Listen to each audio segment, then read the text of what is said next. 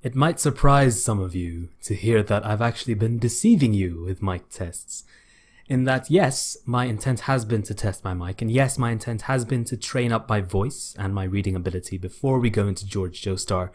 But the biggest reason, I think, that I wanted to do this series where I just read excerpts from, several innocuous texts is so I could get to this reading, The Haunting of Hill House. And it's not that it's my favorite book or anything, I do like it a lot, but I think this excerpt, alongside several other excerpts in which the, shall we say, poltergeist, the spirit that haunts Hill House, appears, provides a great foundational understanding of what makes stands very interesting. Stands, what? Something that first appeared in a Japanese manga series, 30 years after the initial publishing of Hill House? How does that have anything to do with Hill House? Well, listen to what I just said. A poltergeist, a spirit. What are these? These are supernatural phenomenons just as stands are.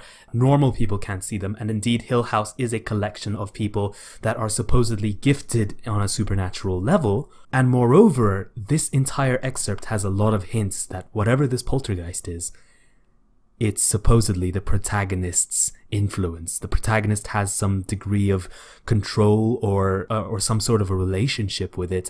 Perhaps she's controlling it. Perhaps it comes from her mind. Maybe she's imagining all of it. But then in that case, how can the people around her possibly be able to see something that comes from her mind? Well, now we see the similarities. Doesn't that sound an awful lot like a stand?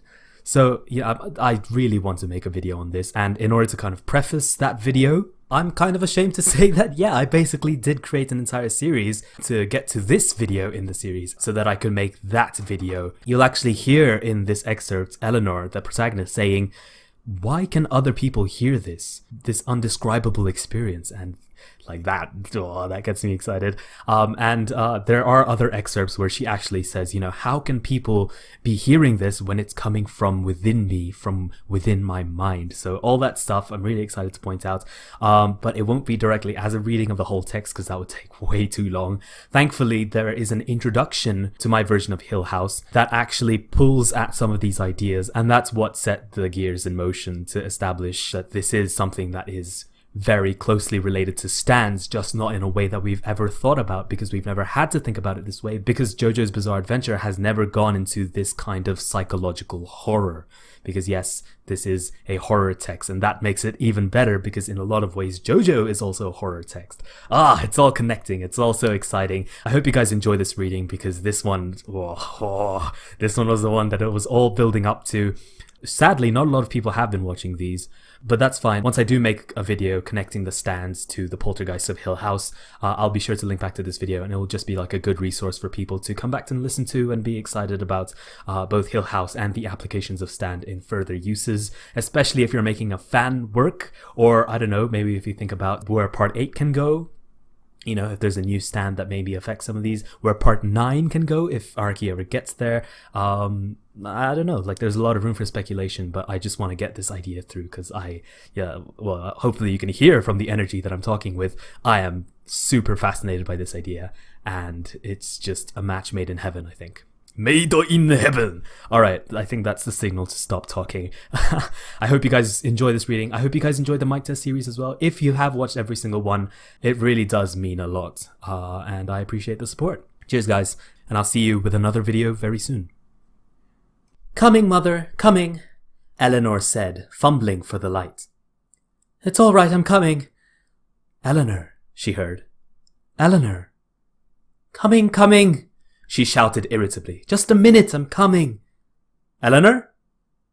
Then she thought, with a crashing shock which brought her awake, cold and shivering, out of bed and awake. I am in Hill House. What? She cried out. What? Theodora! Eleanor? In here! Coming. No time for the light. She kicked a table out of the way, wondering at the noise of it, and struggled briefly with the door of the connecting bathroom. That is not the table falling, she thought. My mother is knocking on the wall. It was blessedly light in Theodora's room, and Theodora was sitting up in bed, her hair tangled from sleep and her eyes wide with the shock of awakening. I must look the same way, Eleanor thought, and said, I'm here, what is it? And then heard clearly for the first time, although she had been hearing it ever since she awakened. What is it? She whispered. She sat down slowly on the foot of Theodora's bed, wondering at what seemed calmness in herself. Now, she thought, now. It is only a noise, and terribly cold, terribly, terribly cold. It is a noise down the hall, far down at the end, near the nursery door, and terribly cold. Not my mother knocking on the wall. Something is knocking on the doors, Theodora said in a tone of pure rationality. That's all, and it's down near the other end of the hall. Luke and the doctor are probably there already, to see what's going on. Not at all like my mother knocking on the wall. I was dreaming again. Bang bang, Theodora said. Bang, Eleanor said and giggled. I am calm, she thought, but so very cold. The noise is only a kind of banging on the doors, one after another. Is this what I was so afraid about?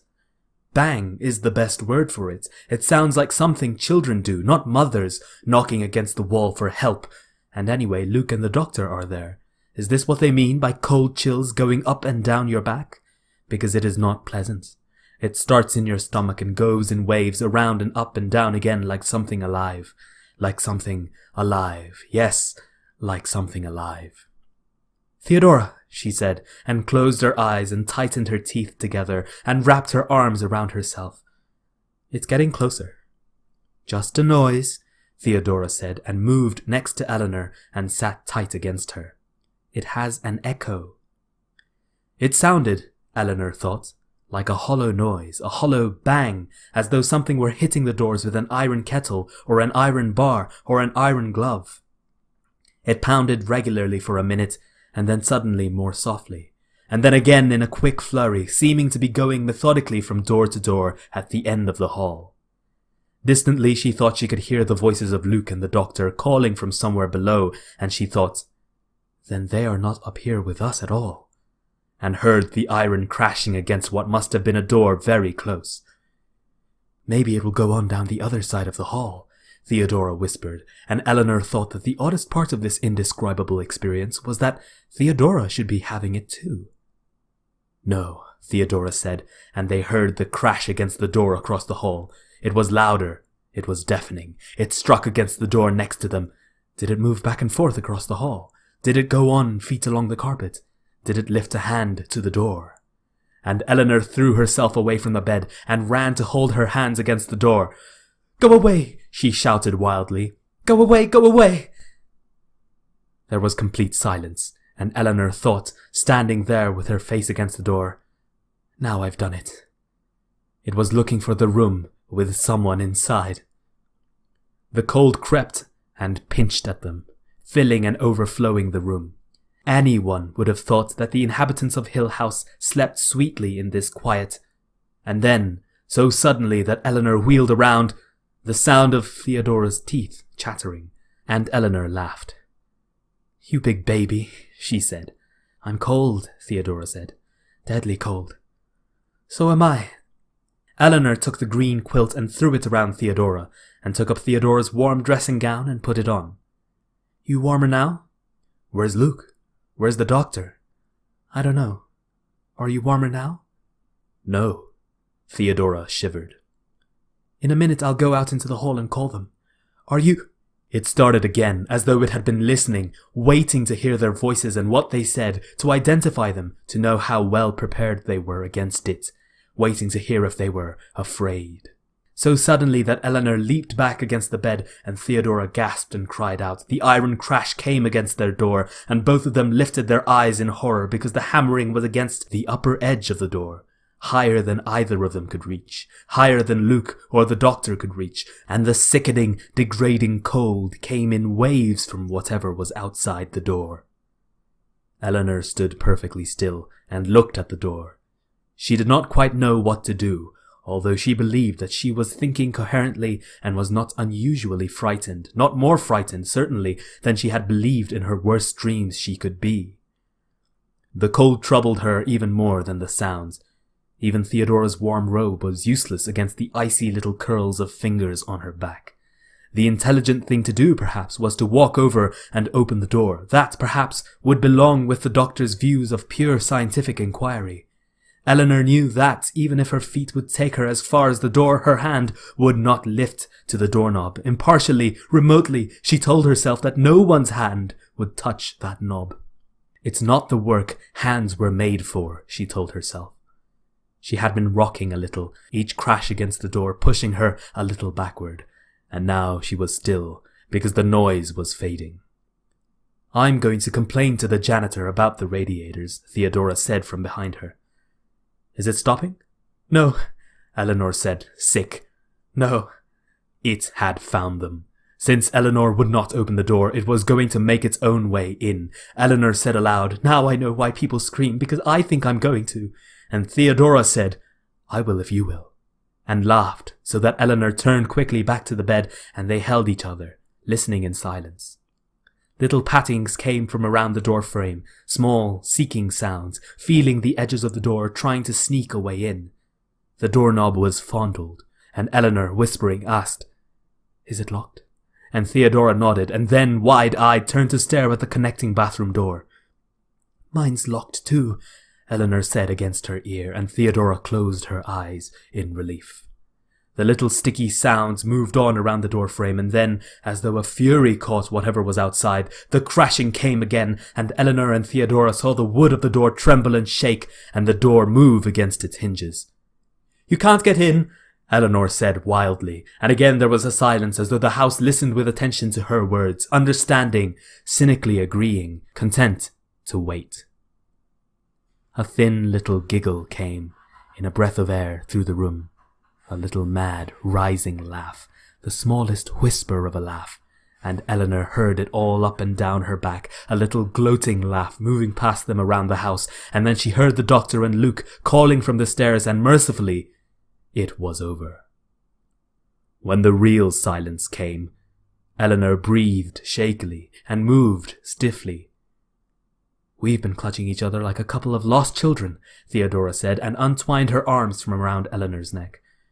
You're wearing my bathrobe. I forgot mine. Is it really over? For tonight, anyway. Theodora spoke with certainty. Can't you tell? Aren't you warm again? The sickening cold was gone, except for a reminiscent little thrill of it down Eleanor's back when she looked at the door. She began to pull at the tight knot she had put in the bathrobe cord, and said, Intense cold is one of the symptoms of shock. Intense shock is one of the symptoms I've got, Theodora said. Here come Luke and the doctor. Their voices were outside in the hall, speaking quickly, anxiously, and Eleanor dropped Theodora's robe on the bed and said, For heaven's sake, don't let them knock on that door. One more knock would finish me, and ran into her own room to get her own robe. Behind her she could hear Theodora telling them to wait a minute, and then going to unlock the door, and then Luke's voice saying pleasantly to Theodora, Why, you look as though you'd seen a ghost. When Eleanor came back, she noticed that both Luke and the doctor were dressed, and it occurred to her that it might be a sound idea from now on. If that intense cold was going to come back at night, it was going to find Eleanor sleeping in a wool suit and a heavy sweater, and she didn't care what Mrs. Dudley was going to say when she found out that at least one of the lady guests was lying in one of the clean beds in heavy shoes and wool socks. Well, she asked, how do you gentlemen like living in a haunted house? It's perfectly fine, Luke said. Perfectly fine. It gives me an excuse to have a drink in the middle of the night. He had the brandy bottle and glasses, and Eleanor thought that they must make a companionable little group, the four of them sitting around Theodora's room at 4 a.m, drinking brandy. They spoke lightly, quickly, and gave one another fast, hidden, little curious glances, each of them wondering what secret terror had been tapped in the others, what changes might show in face or gesture, what unguarded weakness might have opened the way to ruin. Did anything happen in here while we were outside? The doctor asked. Eleanor and Theodora looked at each other, and laughed, honestly at last, without any edge of hysteria or fear. After a minute, Theodora said carefully, Nothing in particular. Someone knocked on the door with a cannonball and then tried to get in and eat us, and started laughing its head off when we wouldn't open the door. But nothing really out of the way. Curiously, Eleanor went over and opened the door. I thought the whole door was going to shatter, she said, bewildered. And there isn't even a scratch on the wood, nor on any of the other doors. They're perfectly smooth. How nice that it didn't mar the woodwork, Theodora said, holding her brandy glass out to Luke. I couldn't bear it if this dear old house got hurt. She grinned at Eleanor. Nellie here was going to scream. So are you. Not at all. I only said so to keep you company. Besides, Mrs. Dudley already said she wouldn't come. And where were you, our manly defenders? We were chasing a dog, Luke said. At least some animal like a dog. He stopped and then went on reluctantly. We followed it outside. Theodora stared and Eleanor said, You mean it was inside? I saw it run past my door, the doctor said. Just caught a glimpse of it, slipping along. I woke Luke and we followed it down the stairs and out into the garden and lost it somewhere back of the house. The front door was open. No, Luke said. The front door was closed. So were all the other doors. We checked. We've been wandering around for quite a while, the doctor said. We never dreamed that you ladies were awake until we heard your voices. He spoke gravely. There is one thing we have not taken into account, he said. They looked at him puzzled and he explained, checking on his fingers in his lecture style.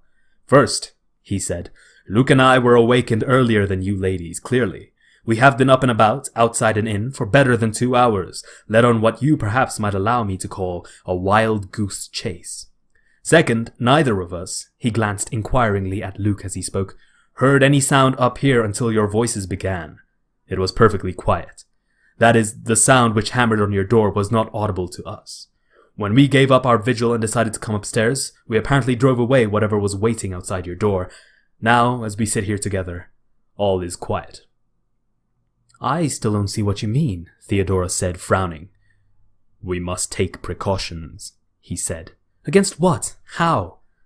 When Luke and I are called outside, and you two are kept imprisoned inside, doesn't it begin to seem, and his voice was very quiet, doesn't it begin to seem that the intention is, somehow, to separate us?